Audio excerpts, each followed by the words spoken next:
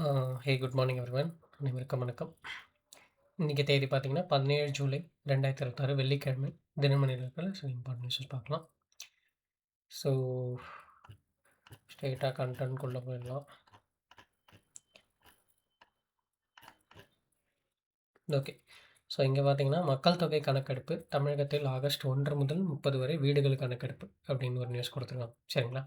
So நமக்கு தெரியும் census வந்து 2027 பிளான் பண்ணியிருக்காங்கன்னு சொல்லிட்டு. ஓகே, பிப்ரவரியில். ஸோ அதுக்கு முன்னாடி நிறைய மாநிலங்களில் ஸ்டார்ட் பண்ணிட்டாங்க ஃபேஸ் வைஸாக. சரிங்களா? ஃபஸ்ட்டு நார்த்லாம் வீடுகள் கணக்கெடுப்பு ஸ்டார்ட் பண்ணியிருந்தாங்க.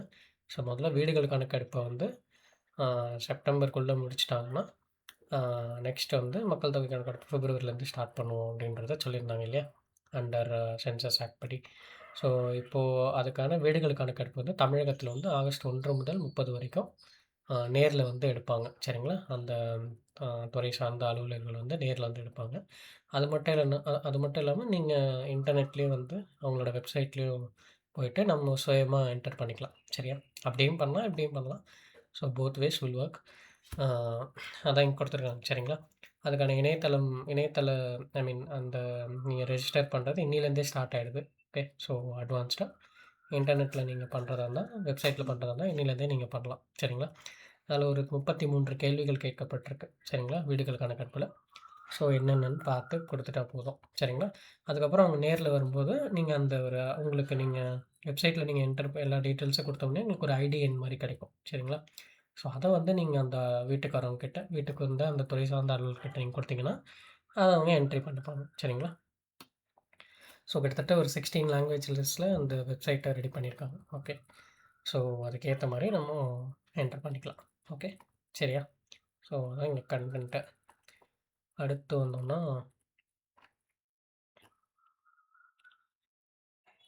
இன்னைக்கு ஆர்டிக்கல் அவ்வளோ பெருசாக இல்லை. உயர்கல்வி பற்றி கொடுத்துருக்காங்க.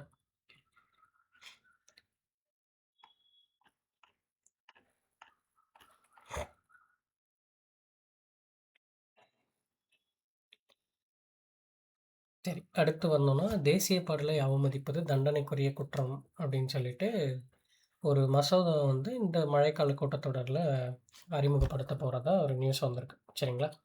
அதாவது வந்தே மாதரம் இருக்கு இல்லையா, தேசிய பாடல். அதை வந்து ஒழுங்காக ஏதாவது தடங்கல் பண்ணுற மாதிரி ஏற்படுத்துவது அல்லது அதுக்கு ஏதாச்சும் ஒரு அவமதிப்பு பண்ணுறது, ஒரு கோஷங்கள் ஏற்படுறது இல்லையா? ஸோ அந்த மாதிரி ஏதாச்சும் பண்ணாங்கன்னா அவங்க மேலே வந்து ஒரு தண்டனைக்குரிய ஒரு குற்றமாக அதை கருதி அவங்கள கைது செஞ்சு என்ன தண்டனை கொடுக்கணுமோ அதுக்கேற்ற மாதிரி கொடுப்பாங்க அப்படின்றத சொல்கிற மாதிரி ஒரு ப்ரொவிஷன்ஸ் இருக்கிற மாதிரி ஒரு மசோதாவை வந்து இந்த மழைக்கால கூட்டத்தொடரில் நம்மளுடைய மத்திய அரசாங்கம் வந்து இது பண்ண போகிறதா சொல்கிறாங்க, கொண்டு வர போகிறதா சொல்கிறாங்க. ஸோ இது எப்படி பில் இப்போ சட்டமாக மாறும்னு நமக்கு தெரியல. பார்ப்போம் என்ன நடக்குதுன்னு சொல்லிட்டு. ஏன்னா ஆல்ரெடி வந்து ஒரு இஷ்யூ போயிட்டு இருந்தது இல்லையா, மாநிலங்கள் வந்து இதை தான் பாடணும், ஃபஸ்ட்டு இதை தான் பாடணும், அடுத்தது இதை தான் பாடணும் அப்படின்னு. ஸோ அதுக்கு வந்து ரீசெண்டாக ஒரு கிளாரிஃபிகேஷன் கொடுத்துருந்தாங்க.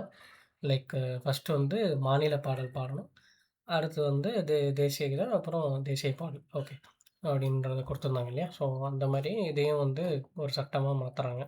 சரிங்களா? ஸோ வந்தே மாதரத்த 6 சரணங்களோட முழுசா பாடணும் அப்படின்றதையும் அந்த மத்திய உள்துறை அமைச்சகம் அண்மையில சொல்லியிருந்தாங்க இல்லையா? ஸோ அதான் இங்க கொடுத்துருக்காங்க. ஸோ இதை எந்த சட்டத்துக்கு கீழ இத கொண்டு வரப்போறாங்க அப்படின்னு பார்த்தீங்கன்னா, தேசிய கௌரவத்துக்கு அவமதிப்பு ஏற்படுத்துவதை தடுக்கும் சட்டம் 1971ல இந்த திருத்தத்தை மேற்கொள்ள போறாங்க. சரிங்களா?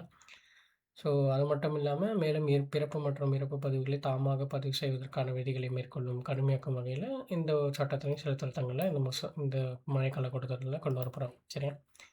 ஸோ அதான் கொடுத்துருக்காங்க.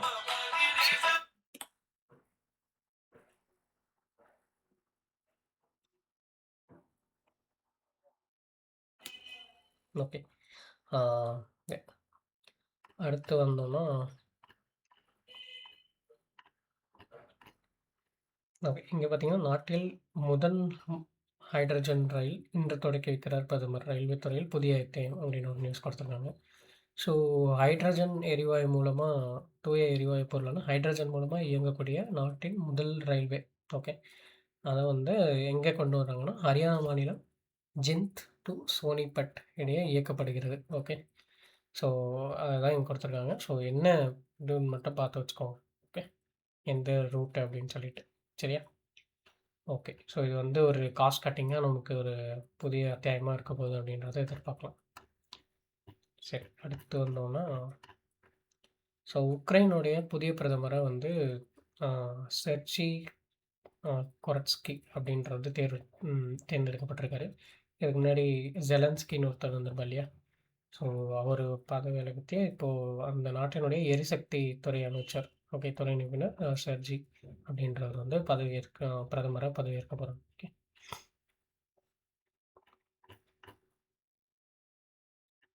அவ்வளோதான் இன்னைக்கு இருந்த முக்கியமான செய்திகள். நம்ம நாளைக்கு செய்தில சந்திக்கலாம். Thank you.